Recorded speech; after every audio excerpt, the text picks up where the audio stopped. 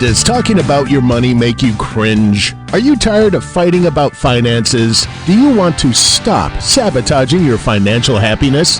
Then you are in the right place.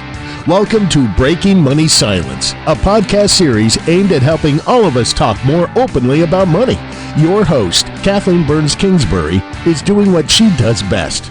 As a young girl, she was scolded for talking too much to her neighbors in class. After years of trying to be quiet, she discovered that speaking up about taboo topics is her strength.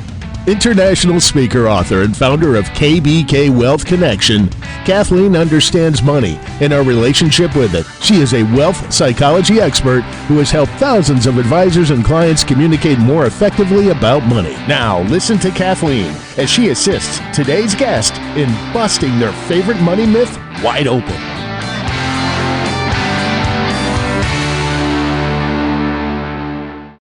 Today I am with Stacy Francis. She is the president and CEO of Francis Financial, which she founded over 15 years ago. She's a certified financial planner, a certified divorce financial analyst, and a certified estate trust specialist. She's also the founder of Savvy Ladies, a nonprofit that has provided free personal financial education and resources to over 15,000 women. Wow. Stacy's received numerous awards, including Investment News Top 20 Women to Watch in the United States, Financial Planning Hearts of Financial Planning Award, and Financial Planning's Magazine Pro Bono Award. She was also listed as a National Money Hero by CNN Money Magazine and received the Women's Choice Award for one of the best financial advisors for women. Stacy is nationally recognized financial expert as an active member of CNBC Financial Advisory Council, the Forbes Finance Council, as well as an expert contributor to the Wall Street Journal. She's also appeared on over 100 media outlets, including CNBC, CNN, Good Morning America, Investment News, Money Magazine, NBC, the New York Times, and USA Today. We are very honored to have Stacy on the podcast, Breaking Money Silence, today. So I'm so excited to have you on the show, Stacy. You're here to talk about the myth, men should manage the money. So tell me a little bit about what motivated you to pick that myth today.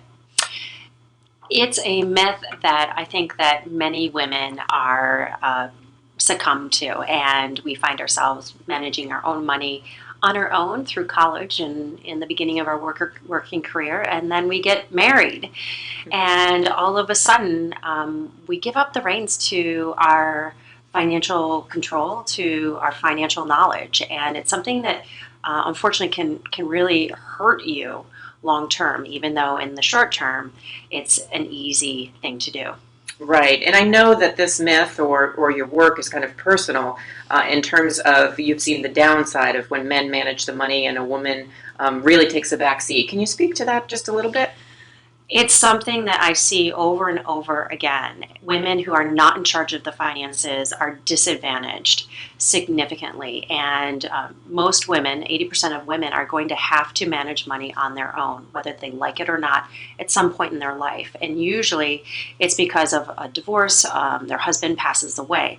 So this is not an option. Women really need to be in charge. And you know what I've seen personally, and what really scarred me, was watching one of the people I love most in my life, my grandmother, who gave up the reins to grandpa, and he managed all the money, and she ended up staying in a emotionally, financially, and actually physically, very ruthlessly physically abusive marriage her entire life.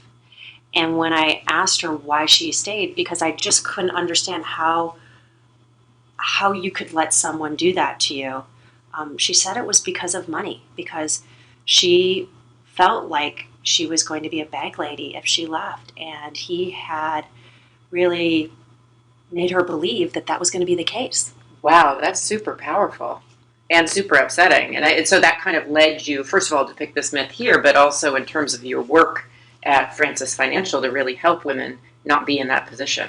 Yes, our work will never be done, and I will never rest until women stand up and realize that financial literacy, understanding what's going on with your money, is not a negotiable. This is something that you need for you to protect yourself regardless of whether or not you have a wonderfully happy marriage or a happy partnership.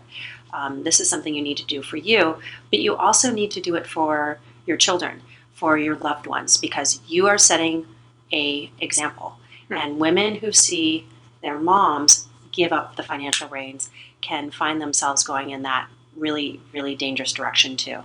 So before we get into kind of some tips on how to do that, what's the upside? Because each time we talk about a myth, usually there's some sort of reason that it works, and then certainly it doesn't work. And we're talking about how it doesn't work. But why do so many women do this? And does it ever work in a relationship to let go of the financial reins? I have to say that I have been wooed by this too, because there's a big upside. The knight in shining armor, who doesn't want to have exactly the knight in shining armor? I grew up with Barbie, and Ken always took care of Barbie. The good news is that now we have astronaut Barbie and a few other things. Accountant Barbie, I think we might have too. But there's always an upside, and the not having to worry about the money and just feel confident and comfortable that it's being taken advantage, taken control of, or, even not necessarily knowing if it's being taken control of and putting your head in the sand. There's definitely an upside to that, because you don't have to spend that time, right? And often for a lot of women, finances are pretty intimidating. So it can be easier just to look the other way. And so this probably comes from my own bias or my own tendency, is how do women not overcorrect? Because, I don't know if you're saying, I don't think you're saying this, but I don't know if you're saying, oh, make sure you take control, which, one of the things that I've shared with people is when I got engaged, the first thing I did was march my husband right down to the bank, and we opened a joint account, which then I controlled for 10 years, which, in some ways that's the gender reverse of what we're talking about, ultimately was not useful. And now we have a much more balanced situation. Is that what you're proposing, or you're proposing something different for women who are listening in today? I'm definitely proposing something different. And there are two ways of looking at this. It's looking at if you're married, how do you make that work in your marriage so that you're both up to speed? And if you're not married or not in a serious relationship, how do you make that work? Well, it's a little easier when it's just you, right? Yes. When it's just you. In this regard, yes. Yeah, exactly. In this regard, you have no choice. It's just you, right? So you need to be 100% on top of the finances, making sure that you're putting money into your emergency fund for that 3 to 6 months of your living expenses, making sure that you're putting in, if possible, maxing out your retirement plans at work, that you're paying down any type of student loans, that you're building wealth through owning a home, all those things. When it comes to a marriage, unfortunately, the great thing about marriage is that there's another person, but the negative is that there's another person. And my husband and I have also grappled with this, because I'm a take charge person, and I realize that I'm not doing any service to myself if he's not involved. And so something that we do is we'll do financial date nights. And so we're both involved, and he does more of the everyday bill paying. I do more of the long-term investing and savings and investment management. But when we come together and we talk about where we're at and does this look good, he tends to not like the financial planning and investment management, so we figured out ways to make it enjoyable for him. So this sounds really crazy, but we set up his bike on a bike trainer so that he can be on his stationary bike, and he'll be looking at me, and I'll be updating the financial plan. And so he gets his workout, and I am happy because he's involved, and I'm not sitting there resentful that I'm in a corner closet updating our plan, and he's not seeing all this work and not really engaged. So we found a great way to have us both be engaged. I love that. My husband's a mountain biker, and so maybe this is a strategy that I could use. You could do it. Yeah, but what I love about it is that each person is getting their needs met. Yeah. And it's not a drag for the person who finances isn't their life, so to speak, but it's important to both of you. So for women or men who are listening in to this podcast today, what are 2 or 3 tips that you can provide to them that can help them start to look at this myth and maybe bust it open in their lives of saying, you know what? Maybe it isn't a man comes with a plan or a man should manage the money. Maybe I should take some responsibility. So how can someone go about doing that? The first thing to do is to carve out some time where you devote to that. And it could be a half hour a month. It could be a half hour a week. You can decide how quickly you want to really dive into this. And setting that time is going to be really the most important piece. And what you do during that time is look at your budget, look at your spending, look at where you are saving your money, or maybe where you're not saving your money. And do you need to be instead really ramping up paying down credit card debt? So starting to put those pieces in place for what we call really sound and smart financial behavior is really key and really important. So the first thing I would say is, definitely carve out the time.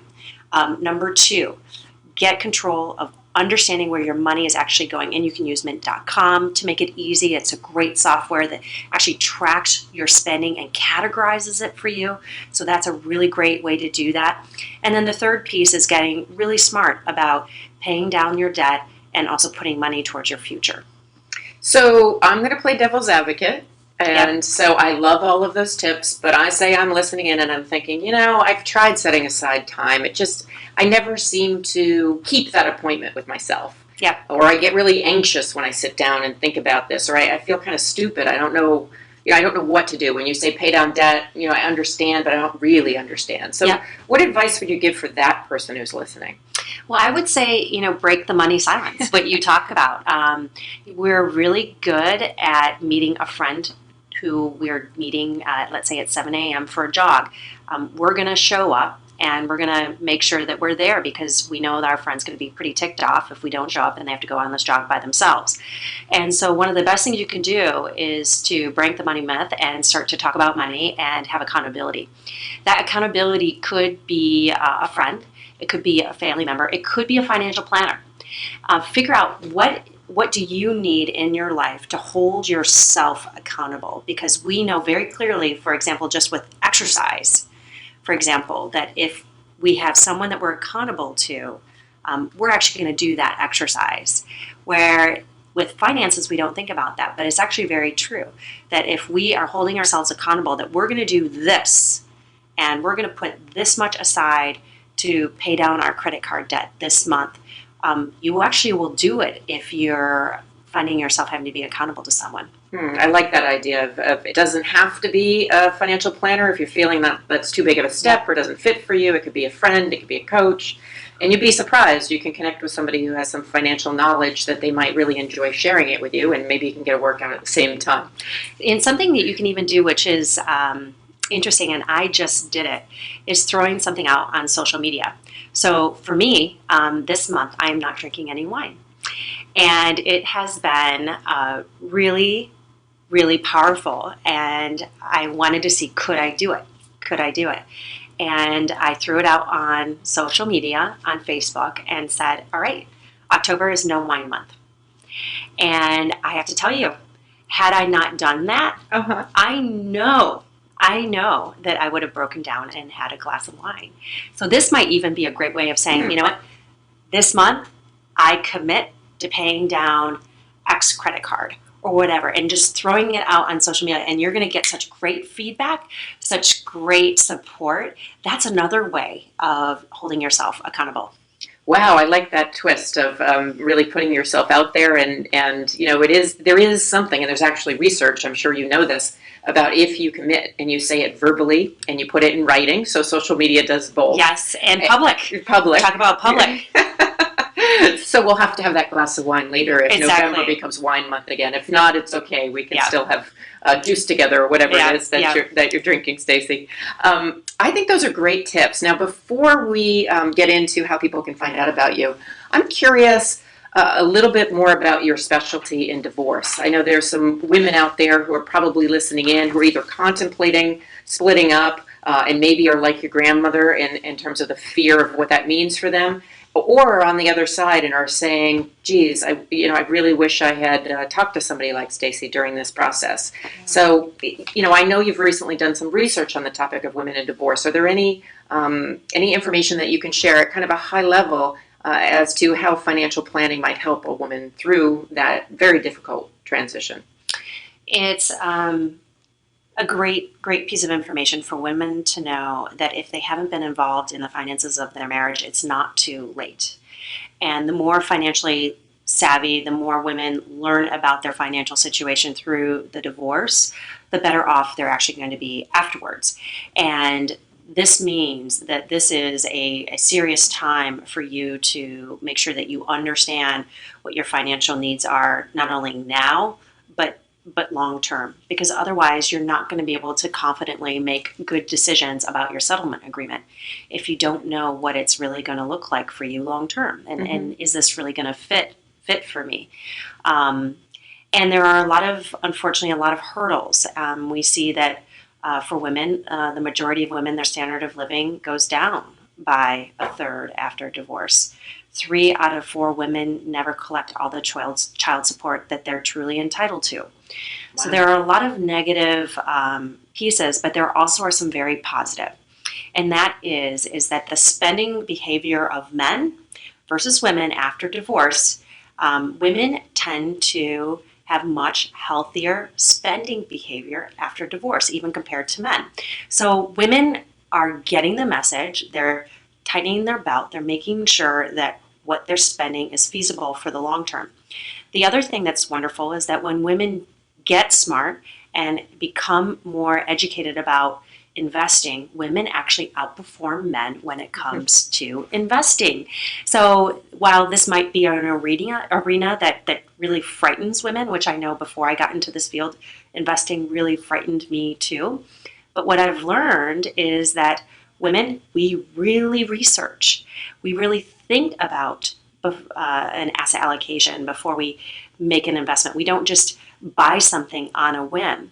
And that really thoughtful, conscientious behavior supports us long term. And so when the market is going up and down and acting more like a roller coaster, we're much more willing to ride that. And many studies have shown, and I'm sure you've read them too, Kathleen, that people who stay invested in the market do better long term.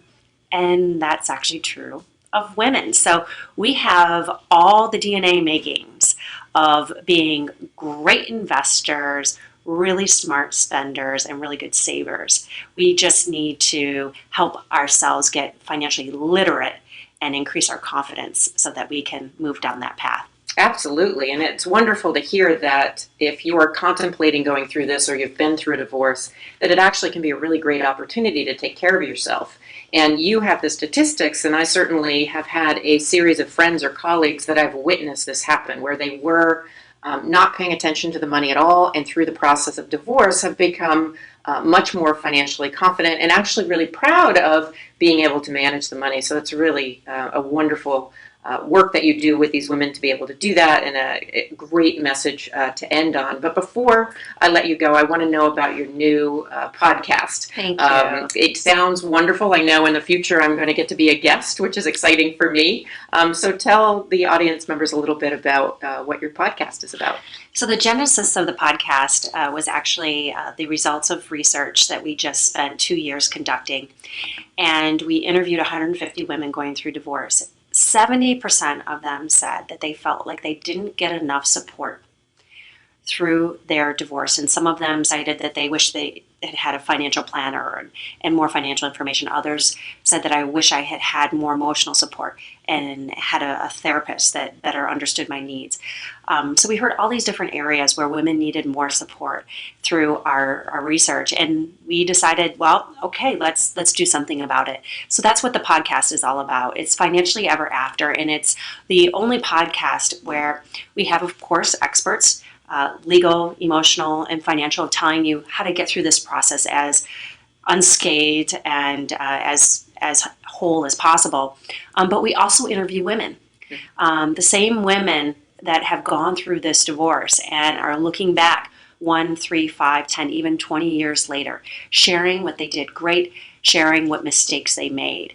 And it's extremely uplifting to have these stories be told, because women who are in the throes of going through sheer hell, really for many women, it's the worst time of their life and the most traumatic, hearing that there is a life after, that there is a happily ever after, and that these women too made it through, some of them even having to go on food stamps. I mean, the stories are just so powerful to hear the triumphant ability to overcome the challenges. And I know that every time I interview a woman, my heart soars, and I'm so happy because these good stories about the after divorce and how wonderful your life can be need to be told. They really need to be told. Oh, I love that. I love that concept, and we definitely will put a link underneath this podcast so people can check out Financially Ever After. And you certainly are breaking money silence, and you are somebody who's been a revolutionary in this field for a long time. And so I really appreciate you stopping by and giving me this interview. So thank you so much, Stacy. Thank you, Kathleen. And what you're doing is revolutionary, and I want to say thank you too. Oh, thank you. Thank you for listening to Breaking Money Silence, hosted by Kathleen Burns Kingsbury, a wealth psychology expert and founder of KBK Wealth Connection. If you like what you heard, then check out more podcasts at breakingmoneysilence.com or subscribe on iTunes.com. Need a fun, engaging speaker for your next event? Go to kbkwealthconnection.com and find out how to book Kathleen today. Be sure to share today's show so together we can break money silence for good.